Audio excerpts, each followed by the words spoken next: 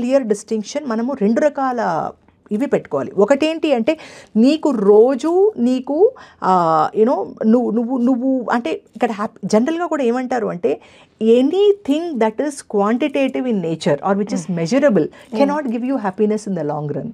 అంటే నీకు హ్యాపీనెస్ ఒరిజినల్గా ఎప్పుడు ఇస్తుంది అంటే when you start appreciating the things which are around you, when you are counting the blessings and when you see.